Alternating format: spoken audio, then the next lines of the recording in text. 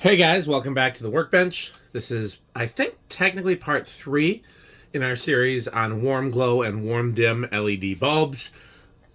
There will be a part 4 for sure, possibly more after that, probably almost certainly more after that. But as you guys hopefully know, and if not, go back and check out my other videos, I have been chasing down LED bulbs that dim like incandescent bulbs. Incandescent bulbs get warmer in color as you dim them, and that's because the filament is burning cooler and therefore burning at a redder or oranger color temperature. The hotter a flame is, the more blue-white it is, and the cooler a flame is, the more red-orange it is. So it's the same principle. So in our first video, we talked about the Philips ones. In our second video, we talked about the Bulbrite and TCP ones. In our third video, we talked about type PAR and type R.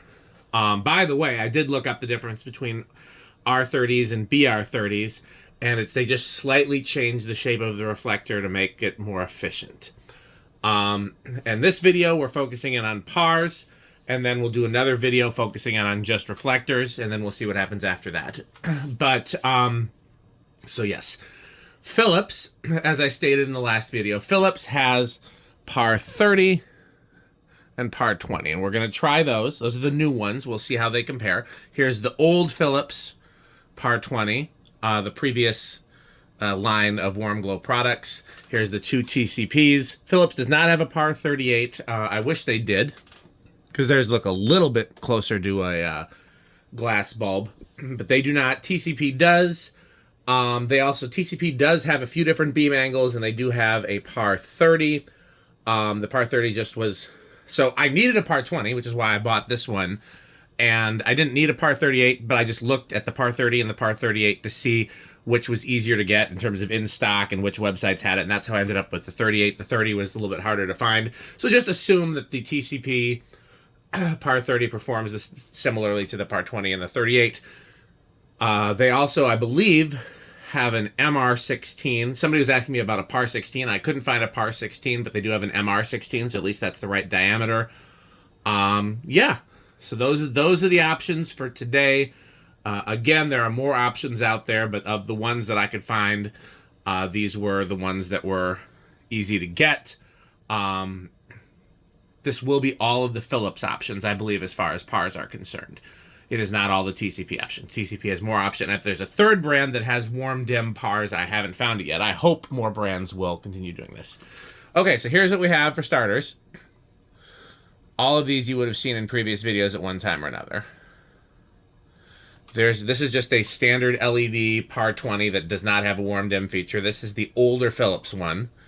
These are the TCPs. You can see the TCPs pretty closely match the color of the incandescent bulb.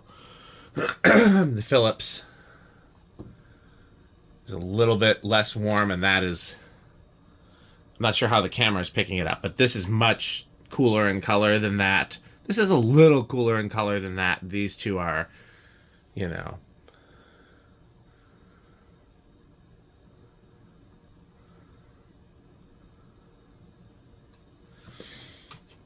So let's see if Philips has improved over their past PAR20. This is the new Philips PAR20.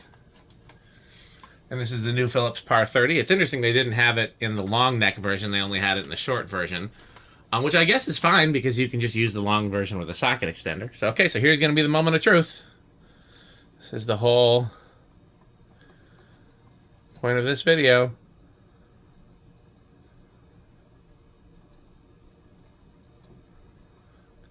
Okay, they definitely get warmer as they dim than the older warm dim one. I didn't have a problem with these. I liked these because these were better than these. But then when I saw the TCPs, I was like, oh, the Philips aren't as good. And when I compared it to an incandescent, I'm like, oh, the Philips aren't as good. These are better. They have improved it.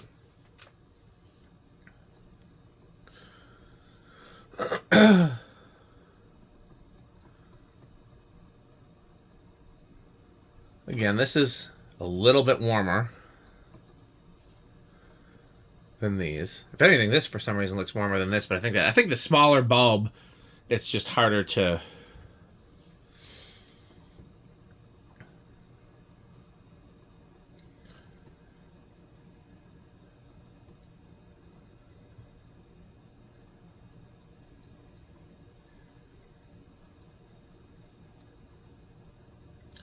I want to look at the ceiling at the beam angles. I guess I could face the camera up there. There's no reason I can't. That's as far up as it'll go. Alexa, garage off. Alexa, garage off.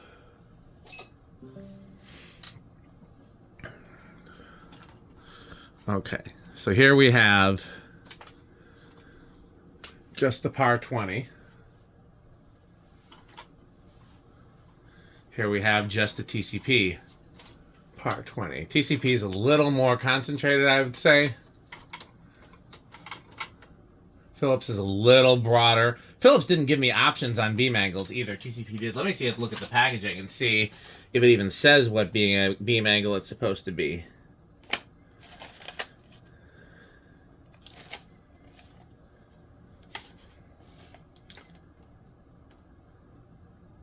It just says indoor flood. It does not say a beam angle, so that is interesting. TCP, I think it's either a 20 or 40 degree beam angle.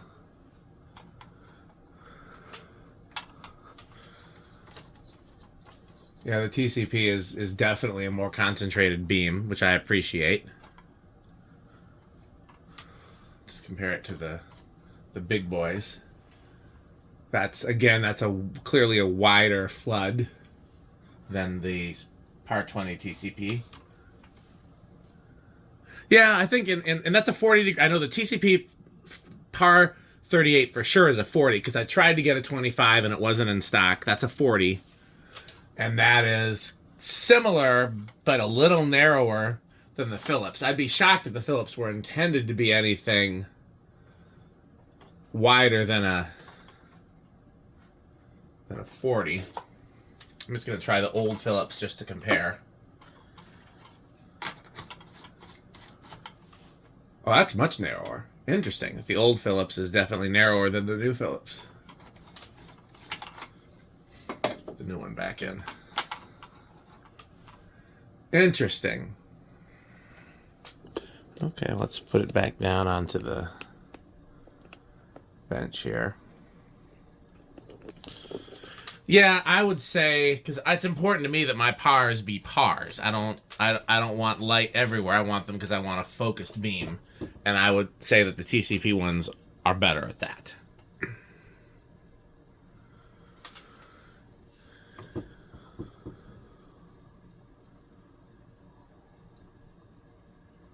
Just showing you the colors.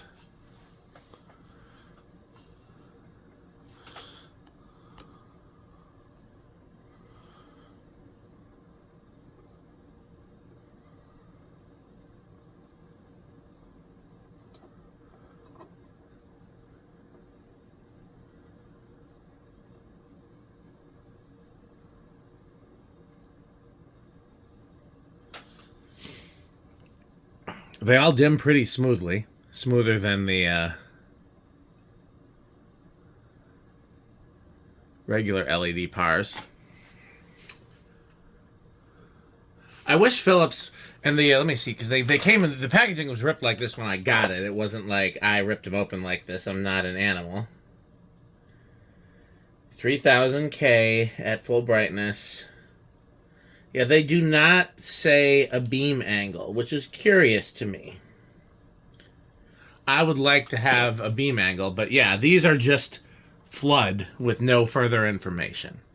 This, I can't honestly remember, but I would argue it's probably 40 degrees because it looks similar. It's either going to be 25 or 40, and it doesn't look narrow enough to be 25. But that for sure is 40. And the Philipses seem a little wider than the 40. And honestly, anything wider than 40 degrees is going to be a wide... Like 60 degrees is considered to be a wide flood. So, yeah. Biggest flaw of the Philips is that. But again, not everybody wants as narrow a beam as I do. I like it both from my days in theater as well as I used to be and still kind of am obsessed with the show The West Wing. And if you look at how they lit the fictional White House, which is more or less based on how they lit the real White House, you could see the spots in the carpet from the PAR bulbs above them. And so when I did 12 wings, that's how I lit it. And I mean, people really liked it. It really does look classy to have like these circles of light on the floor. So, okay, so then here's what we're going to do. Let's pick one of these to replace with the old Philips and compare. I guess we'll do the, you know what? Let's pick the big boy. Let's get the big boy out of there for now. Just because all the other ones are smaller.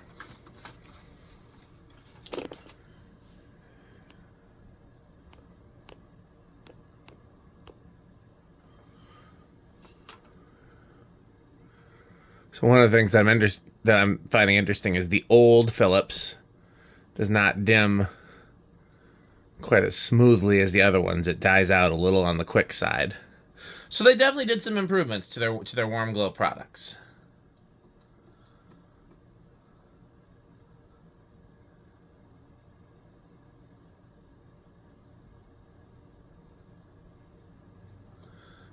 And as I said before, that one is much more subtle in its warm glow characteristics.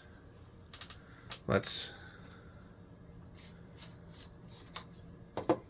compare it to this non-warm glow. Is this a Satco? Yeah, no, it's a Sunco. Now that difference should be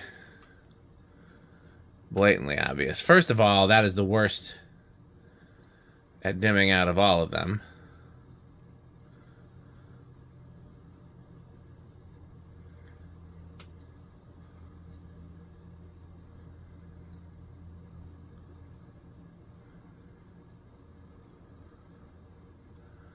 But it's really clear. You can see how blue that light is compared to the other ones at the dimmest setting.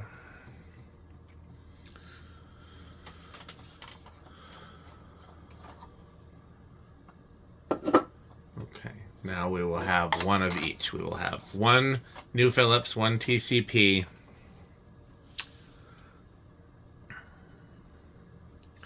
one, non-warm dim, and then one old Philips.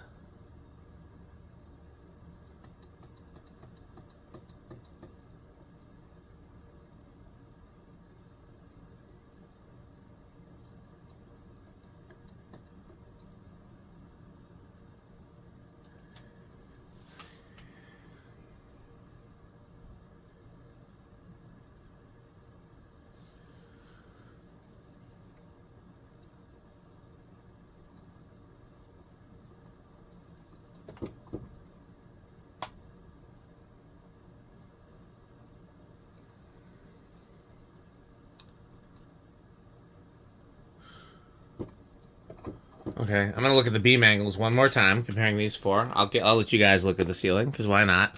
So we're at full brightness. Let's get rid of the incandescent bulb because it's omnidirectional. That's the generic PAR.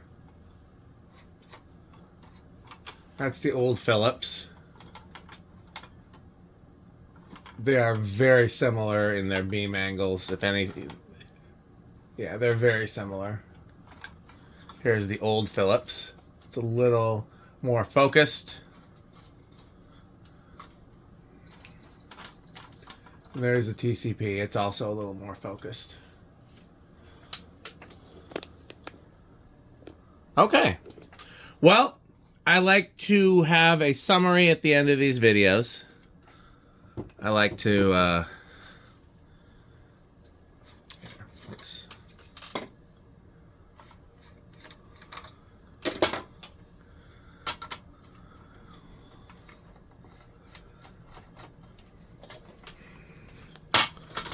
okay.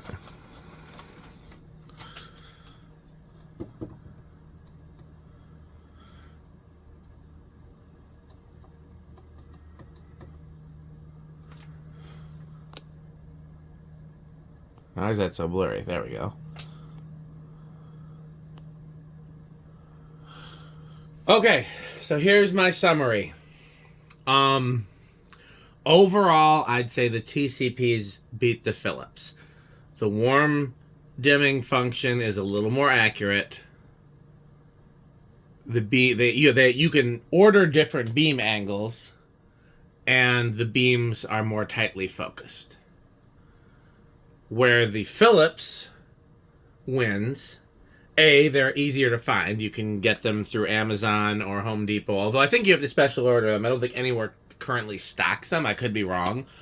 But you can get them through pretty much anywhere, whereas the TCP you have to either get through 1,000 bulbs or another supplier. You can get them through Amazon, but you really got to hunt.